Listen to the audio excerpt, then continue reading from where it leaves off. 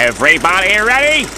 Let's get the show on the road. Hello, and welcome to On-Screen Hype, the show that gives you news about your favorite TV shows, movies, and everything in between. Now let's get the show started with Madam Web.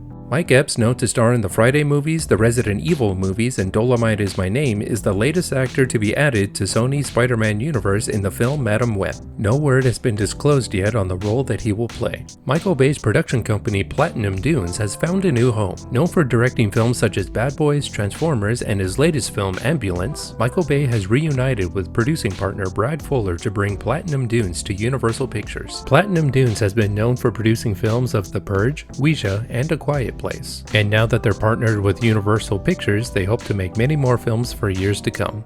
AMC is bringing back Discount Tuesdays. After discontinuing the promotion early in the COVID pandemic, AMC Theaters is bringing back the offer where any new movie on any Tuesday between now and October will only be $5 a ticket. Of course, this only applies if you're a member of the AMC Stubs Loyalty Insider program, and if you want to watch a movie on IMAX or some other premium format, you'll have to pay extra. After the release of the final episodes of Stranger Things Season 4, show creators Matt and Ross Duffer have formed their own production company, Upside Down Pictures, and have committed to several projects with Netflix. Some of the projects the production company already has planned is the 5th and final season of Stranger Things, a new live adaptation of the anime series Death Note, an original series from the creators of The Dark Crystal Age of Resistance, and a series adaptation of the Stephen King novel The Talisman, which they'll produce alongside Amblin Entertainment and Paramount Television. NBC is planning a 3-episode event that crosses over Law & Order Special Victims Unit, and Law & Order Organized Crime. Not much is known about the crime-related story that's going to see the characters of all 3 series cross paths, but you can rest assured that the quality is in the capable hands of Dick Wolf. That's right, the guy who created the Law & Order franchise and also has crossover experience with Chicago Fire, Chicago PD, Chicago Med, and Chicago Justice is going to bring his crossover efforts to Law & Order. The writers of Deadpool 3, in their excitement of Deadpool making his debut in the Marvel Cinematic Universe, have expressed their intentions of making a wealth of jokes and commentary that will leave no superhero untouched. Rhett Reese and Paul Wernick, who have written Deadpool 1 and 2 and will be writing Deadpool 3, were asked on the post-credit podcast if Morbius will be included in on the fun this time around, to which they said, "Now we'll have to. Now it's on our radar." Of course, there are no details about Deadpool 3 at this time story-wise, just that it's going to happen, and it's definitely happening in the MCU.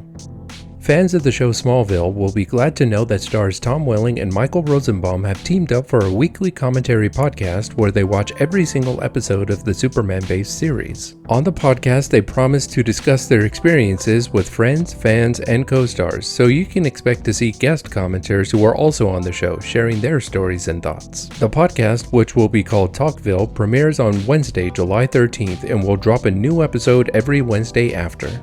Michael Mann is known as the executive producer of the classic show Miami Vice and is currently a main executive producer of the HBO Max show Tokyo Vice. No relation between those shows, by the way, the names are just a wild coincidence. Anyway, he's currently working on releasing a sequel in the form of a novel to his 1995 movie Heat, which he's calling Heat 2. And he's not planning on just making a book. Michael Mann wants to make a full-blown movie adaptation that expands on the original 1995 movie, and he wants to include all the main characters. The story will take place before and after the events of the original movie. The novel is set for release on August 9th of this year.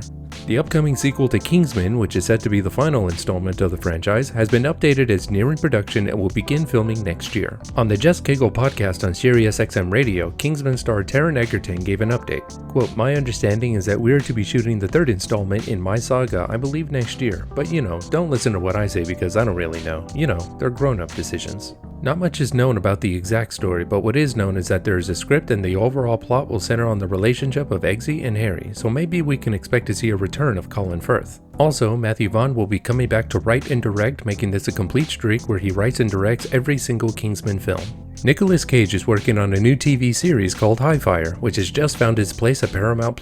Based on the adult thriller novel of the same name, Highfire was formerly in the works over at Amazon before Paramount picked it up. Described as True Detective meets Pete's Dragon, the adaptation is being handled by Davey Holmes, known for creating the Get Shorty series for Epix, and MGM Studios is making the series. The author of Highfire is Eoin Colfer, who is also known for writing the best-selling Artemis Fowl series and the 6th installment of the Hitchhiker's Guide to the Galaxy trilogy, yes, you heard that right, called And Another Thing.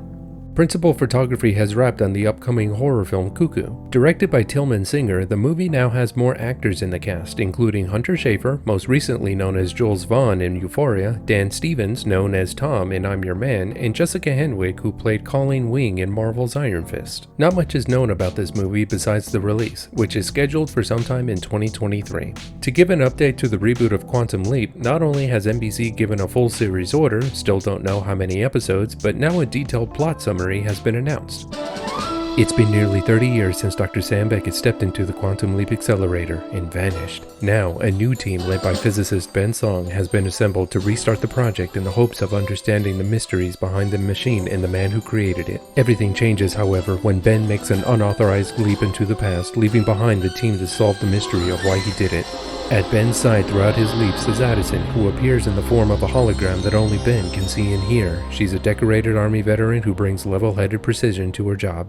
At the helm of the highly confidential operation is Herbert Magic Williams, a no-nonsense career military man who has to answer to his bosses who won't be happy once they learn about the breach of protocol. The rest of the team at headquarters includes Ian Wright, who runs the artificial intelligence unit Ziggy, and Jen Chow, who heads up digital security for the project.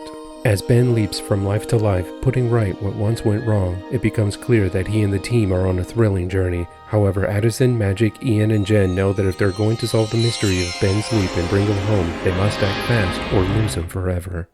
Quantum Leap is scheduled to premiere on September 19th of this year. The Now You See Me film franchise will be getting a third installment. A few details came out recently, so here they are. Returning for a third time are three of the original crew, Jesse Eisenberg, Dave Franco, and Woody Harrelson. And not to be outdone, but both Isla Fisher and Lizzie Kaplan are coming back for their roles as well. Other actors returning include Morgan Freeman, Michael Caine, and Mark Ruffalo. There's also one new face in the crowd, and that's Benedict Cumberbatch. No word yet on his role in the movie. Now You See Me 3 is currently scheduled for release in July 2023. Marvel is moving forward with making a fourth Captain America film, this time with Anthony Mackie returning to his role as Sam Wilson as Captain America. The reason I'm talking about this is because the movie now has a new director, Nigerian-American filmmaker Julius Ona, known for making several short films, but probably most famously for making the Cloverfield Paradox. Not much is known about the fourth Captain America film at this time, besides that it will take place after the events of the Falcon and the Winter Soldier series that's now on Disney+.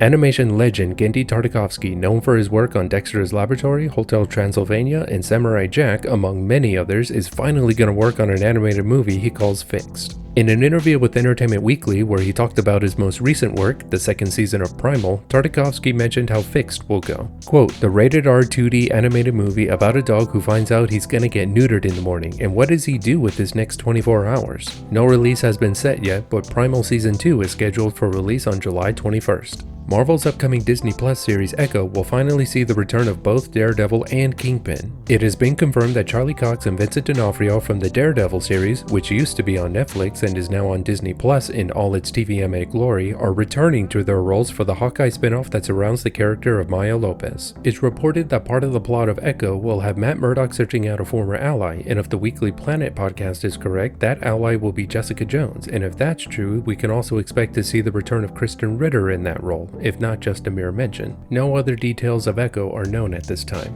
It was announced earlier that among the many TV series that were in the works at Disney Plus, the film dilogy National Treasure would see its own movie-to-TV treatment. So far, all that's been revealed is this picture showing the cast of characters, and now we have an official title, which is National Treasure: Edge of History. We also know from producer Jerry Bruckheimer that the series will be, quote, the same concept but with a young cast, end quote, and a couple of big hitters will be joining, like Catherine Zeta-Jones in a new role. As far as any original characters, Justin Bartha has been confirmed to return as Riley. It's been officially announced that actor Martin Freeman will be returning to his role in the Marvel Cinematic Universe. Before this, it was Samuel L. Jackson, who plays Nick Fury, who kind of hinted at it with saying that he and Don Cheadle might come back, but Martin Freeman was never really confirmed until now. Freeman has made appearances before in Captain America: Civil War and Black Panther, but now we can expect to see him in Marvel's Secret Invasion, which will be a 6-part series coming to Disney+.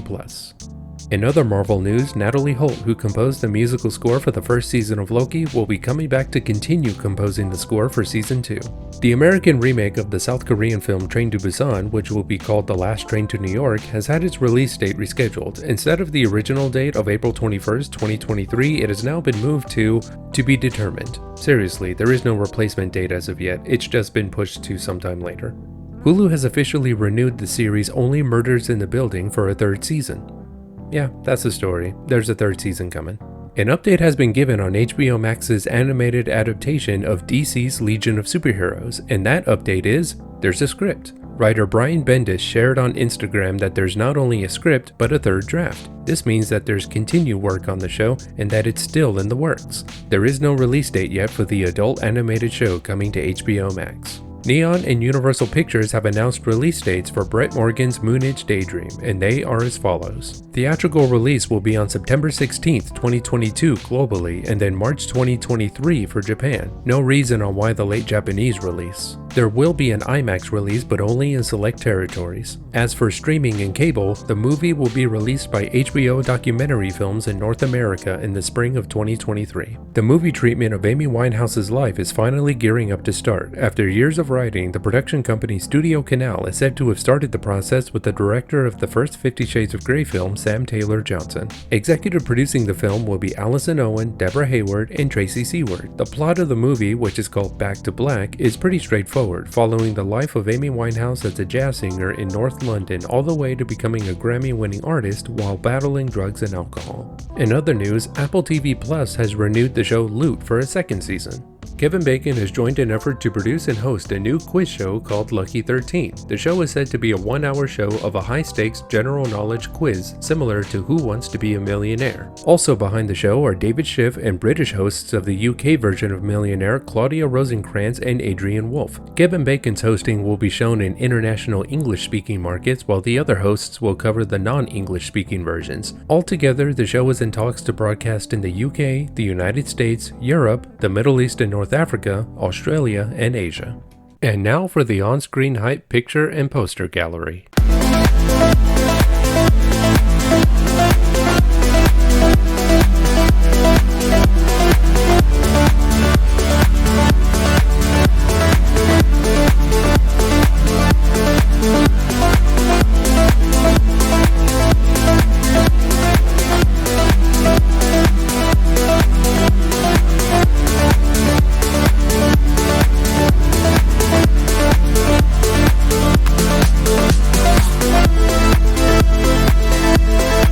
There were a few unfortunate deaths this week. Bradford Freeman, the real-life last surviving member of the parachuting troupe Easy Company, the group whose experiences were adapted into the HBO series Band of Brothers, died at 97 years old.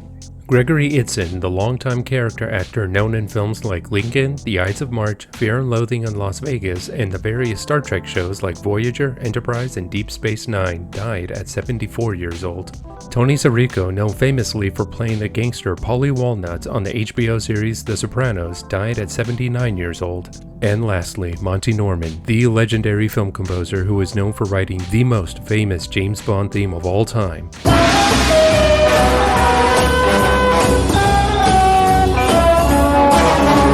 has died at 94 years old. And that about does it for this episode of On-Screen Hype. I do thank you for watching. Feel free to like, comment, and subscribe to see more episodes. But for now, this concludes our broadcast day.